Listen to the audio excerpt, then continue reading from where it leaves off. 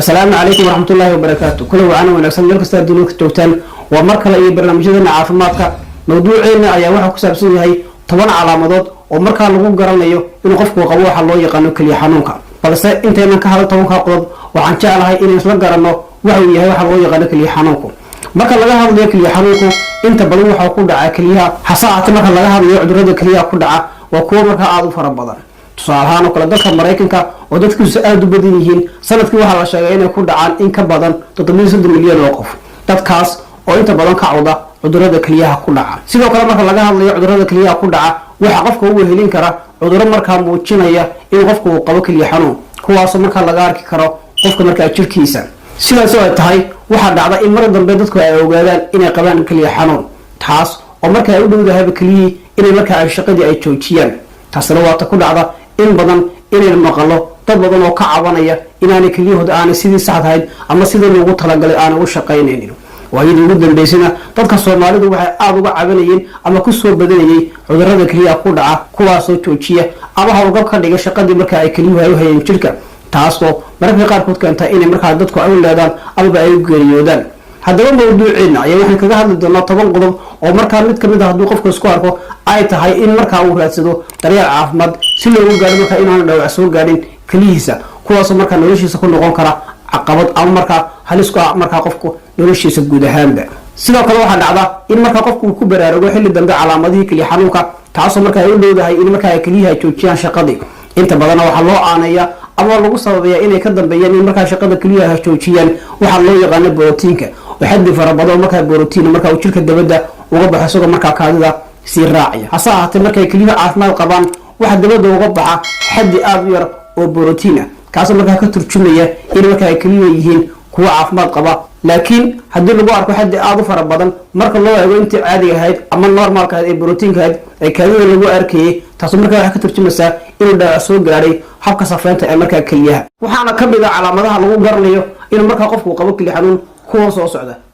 inuu qofku muuqdo qof markaa aad u daalan isla markaana uu ku yar yahay tamarta ama energy qofku markaa aad u hooseeyo markasta waxaana sidoo kale yaraanaya qofku inuu sameeyo wax shaqo ama wax dhaqdhaqaaq iyadoo markaa hoos u dhacayso dhaqdhaqaaqa qofku waxaana ugu wacan in markaa si aad ay hoos ugu dhacdo shaqadii kalidu waxaana waxyaabaha loo yaqaan toxinska ama suntu ay ku ururayaan habdhiska kaadi mareenka taas markaa waxay keenaysaa in waxyaabihii markaa toxinska ama wasaqdaha in markaa aan dhiigga laga safeyn isla markaana ay ku ururaan waxyaabihii markaa wasaqdaha ee dhiigga tan oo markaa qofka ka dhigaysa in markaa uu dareemo daal aad u fara badan isla markaa uu noqdo qof markaa aad u daciifa waxay kaloo keenaysaa in qofku markaa ay ku adkaato in markaa wax shaqo ama dhaqdhaqaaq uu sameeyo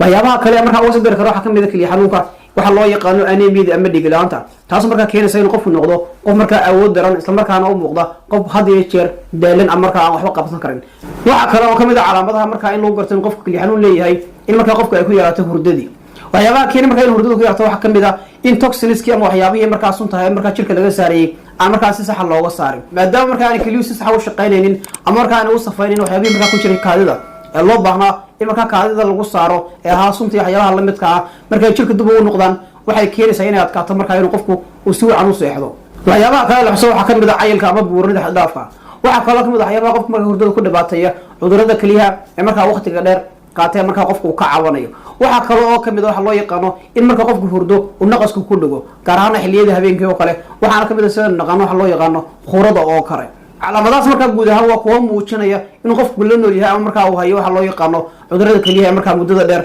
qaata calaamadaha kale markaa qofka lagu arki karo waxa kamid ah hadduu leeyahay kaliya xanuun in maqaarkiisu noqdo mid engegan isla markaana uu xoqayo markaa cuncun ka dareemayo taas markaa waxa ka turjumaysaa in caafimaadka kaliyuhu aad u liito kaliyaha caafimaadka qaba waxay qabtaan shaqooyin badan oo muhiim u ah guud ahaan jirka shaqooyinka muhiimka haddii qaar kamid ah xusno waxa kamid ah in markaa jirka dabada uga saaran waxyaabaha wasaqda waxay kaloo ay qabtaan kaliyuhu inay ka saaraan sidoo kale dareeraha dheeraadka waxay sidoo kale ay kaliyuhu ka qayb qaataan inay sameeyaan unugyada dhiigga cascas waxay kaloo ay kaliyuhu ay ka caawiyaan inay lafahaagu ay noqdaan kuwo adag isla markaana caafimaad qaba marka laga hadlayo shaqooyin kaliya sidoo kale waxa ay joogteeyaan in xaddiga saxda ama macquulka ah kaasoo markaa qofka wax caafimaad darro aan u keenaynin gaar ahaan marka laga hadlayo mineralska ama macdanu in markaa ku jiro qulqulka dhiigga taasoo aad loogu baahan yahay in markay noqoto guud ahaan lafaha ama habdhiska lafaha marka laga hadlayo hase ahaatee haddii qofka lagu arko inuu cuncun dareemayo taas waxay calaamad u noqonaysaa xanuunada markaa kaliya ku dhaca gaar ahaan markaa inaan isu dheeli tirnayn waxa loo yaqaano macdanihi isla markaana ay jiraan cudurrada markaa lafaha ku dhaca taas markaa waxay ka turjumaysaa inuu jiro markaa cudurrada kaliya ku dhaca taas markaa in muddo qofka haysay taas oo markaa ka turjumaysa inaanay keliyuhu awoodin waqti dheer markaa inay isu dheeli tiraan xaddigii saxda ee loo baahnaa ee macdanaha iyo sidoo kale nafaqayaasha kale ee markaa dhiigga ku jira kuwaasoo markaa muhiim u ah caafimaadka markaa keliyaha qofku ay ku badato kaadidu marka laga hadlayo qofku inuu dareemo inuu kaajo ama uu kaadiyo taas waxay ka dhigan tahay inuu qofku leeyahay xanuunada keliyaha ku dhaca gaar ahaana xilliga habeenkii balse dhinaca kale marka laga hadlayo waxay ka turjumaysaa inuu dhaawac soo gaadhay habka markaa safeynta ee kelida sidoo kale waxaa sare u kacaya inuu qofku markaa si isku xigta oo isdaba jooga markaa ugu kaajo taasoo markaa sheegaysa inaan si habsamiya aan u dhacayn habka safeynta ee markaa kelidu balse mararka qaar waxay calaamadu noqon kartaa kaadida badan markaa qofku uu dareemayo waxaa loo yaqaana urinary infectionka ama infectionka ku dhaca habdhiska kaadi mareenka iyo sidoo kale barar ku yimaada qanjirka loo yaqaano prostate-ka ee ragga kaadida oo markaa lagu arko dhiig waa calaamad kale oo muujinaysa inuu jiro markaa xanuun ku dhaca keliyaha marka laga hadlayo unugyada caska dhiigga xilliga safeynta kaadida waxaa dib loogu celiyaa jirka waxyaabaha dheeriga markaa ina tusi karaa inay jiraan cudurrada keliya waxaa kamid ah haddii markaa kaadida lagu arko dhiig waxa loo yaqaano burooyinka sidoo kale dhagaxaanta markaa keliyaha gala iyo infectionka ama caabuqa markaa keliyaha ku dhaca intaas marka waxay kamid yihiin waxyaabaha ina tusi karaa inay jiraan markaa cudurrada markaa keliyaha ku dhaca calaamadaha kale markaa la tilmaameen waxaa kamid ah in qofka kaadidiisa lagu arko xumbo gaar ahaana xilliyada markaa qofku usuuliga falaash garanayo si markaa qofku kaadida u raaciyo biyaha xumbada lagu arkayo waxay ka turjumaysaa in xaddi badan oo borotiin markaa uu soo raacay qofka kaadidiisii taasoo markaa inoo tilmaamaysa ama ina tusaysa in habka safeynta ee markaa keliyuhu uu dhaawac markaa uu soo gaadhay xumbada markaa lagu arkayo qofka kaadidiisa waxay isku mid yihiin xumbada lagu arko ukunta ama beedkata lagu arko maadaama hal borotiin oo isku mid ay kasoo jeedaan borotiinkaas oo loo yaqaano albumin calaamadaha kale markaa lagu garto waxaa kamid ah inuu keliya xanuun jiro qofka oo markaa wejigiisa gaar ahaan indhaha hoostooda ay markaa aada u bararaan taas markaa waxay calaamad u tahay in borotiin fara badan uu kasoo gudbayo habka safeynta ee markaa keliyaha taasoo ka dhigan markaa inuu dhaawac soo gaadhay